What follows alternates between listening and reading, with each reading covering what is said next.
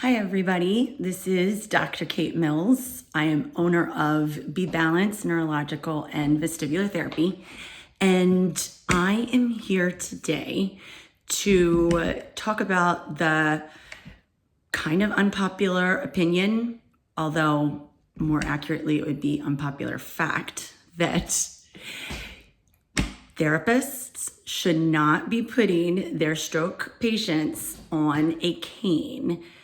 Really, period, but definitely not a cane on their uninvolved side, which, as you all can probably imagine, is the most common thing I see in the community, as well as when they come to me.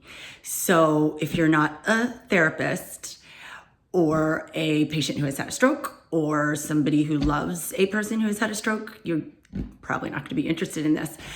But also I want to say, even though I do feel passionately about this, calling it a fact, I understand that there is far more outpatient orthopedic therapists out there than outpatient neurotherapists out there, PTs that specialize in seeing, in this case, stroke patients. So just make it easy.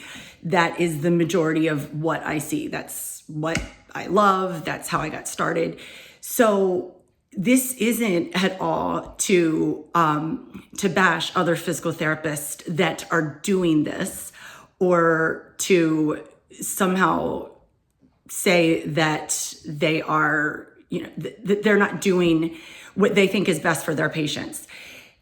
I guess the analogy would be when anybody in my family or any of my friends come to me and have a rotator cuff issue, or God forbid, SI, sacroiliac, low back, anything back issue, I am not going to pretend to be the best person to treat them. I do my best to give them short-term advice to help them get relief, and I refer them on to somebody who can help them. So, starting from there, the premise of how you decide what type of device to start a patient walking with after a stroke, to progress them to following a stroke, in every subsequent stage of the rehab and every setting, from inpatient acute care to inpatient acute rehab, home therapy or subacute in between, to home therapy, to outpatient. The general idea of how we all make these decisions should be based on the only way that the brain starts to form new pathways to that side of the brain that the patient had the stroke, controlling the side that is involved. And for this purpose, because most patients are left-sided strokes, I'm going to just use the left side as the involved side. The only way that that arm and that leg start to get return, start to mimic something that looks like normal movement, is weight shift and weight bearing. So as soon as we put them on something, I'm going to do a quick demonstration here. And to give you an idea, I do not own a cane. Let's see if that's enough. I have a shower rod here. So what I see a lot, again, out on the street and people coming to my clinic, are either they're on a cane and they're dragging this side of their body along, or they might have been given a hemi walker, which is a 4-point bulky cane. I mean, it's a 4-point one-sided device. I might as well just simplify it to say one-sided devices on the uninvolved side. It's not helping. It's not only is it not helping, it's making things worse. So what you're doing is, in this period right after their stroke, that you can make the biggest, most significant difference at helping relearn normal movement patterns, you need to be doing the hard work of, if their arm is flaccid, if their leg is flaccid, it takes more hands, it takes more sweat for sure. But you should be getting them up, weight bearing on that side. I use, again, I'm gonna have to get up here, sorry. I can't see myself when I get up here, my glasses, but so when I start out with people that are just really scared to stand and put weight bearing on that side, I don't even start with a walker. I would start with a, not even a rolling table, a firm stationary table where they can weight bear through both of their arms. And then I'm probably down here on their leg, helping stabilize their leg, preventing it from buckling, preventing it from going into hyperextension. So get them weight bearing, reaching for things with their good side. So all they might be doing at the beginning is weight bearing. They most likely can't do fine motor or ADLs, but get them weight bearing in alignment. Same thing with the leg. Have them weight shifting. Maybe they can take forward and backward steps. Again, all the movement is coming from the uninvolved side. It's the weight bearing and the weight shifting getting onto the involved side that makes the difference. It literally causes the whole definition of neuroplasticity, which seems like a much more popular word now, but the idea is you're completely skipping over although it sounds weird to say, the best thing, the magic thing about a stroke is that it's up to us and educating the patient and family to carry over those techniques, those movement patterns, exercises that create new pathways in the brain.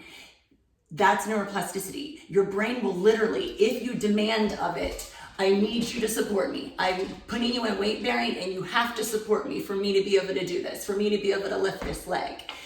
As you're demanding that of the brain responds. It builds new pathways. It forms new nerve connections. It strengthens present neural connections on the same side of the brain, across the brain. So gradually, all of a sudden, people start to say, oh, it didn't happen last week, but now I just realized you put your elbow up there all by yourself. You didn't think about it. Nobody had to do this. It just starts clicking. But we are setting them up to absolutely negate the potential benefit of neuroplasticity by starting them like this. Just for the love of everything good in this world, don't do that. The last thing I'm going to show, I'm actually going to have to do these in a little series because I have just some other things, but is when I have somebody I had somebody present to the clinic, and that's going to be one of my other videos, just kind of a case study with this one patient. It was perfect. He came in his good side and his right side. We progressed to walking poles. This was actually his idea. He had seen a man with a walking stick, and that's the thing. Your patients will see other people in the clinic. They will get jealous, or other people in the community. They get jealous. And so he saw somebody on a trail who had had a stroke with a walking pole. And so now he wanted to have a walking pole and drag his side around.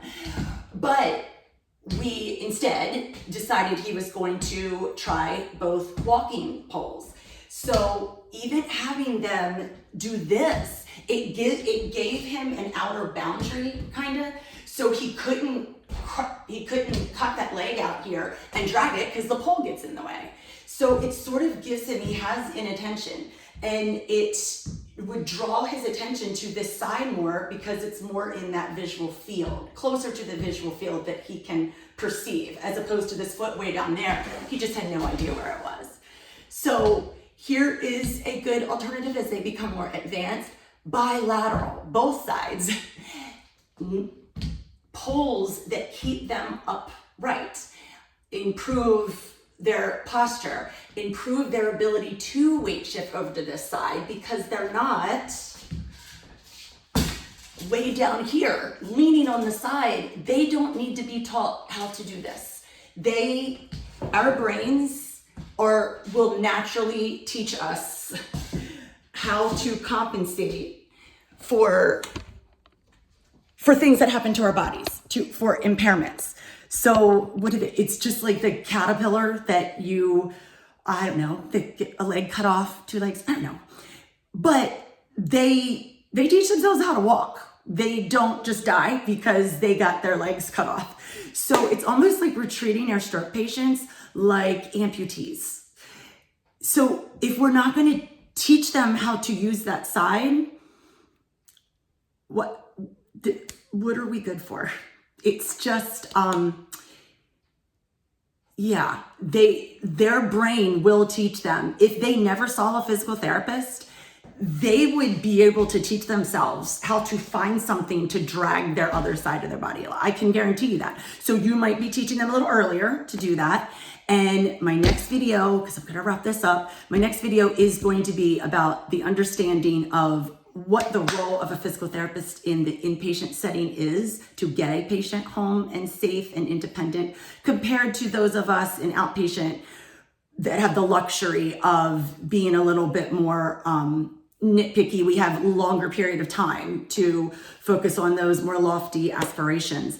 But you can spend a very minimal time teaching them how to get from A to B and do it on a bilateral device. I'm really bad at this. Do it where they are propping both hands up. Do it on a bilateral platform walker. So, okay, that's it for now. More to come, and I'm sorry, but you don't have to tune in. Bye.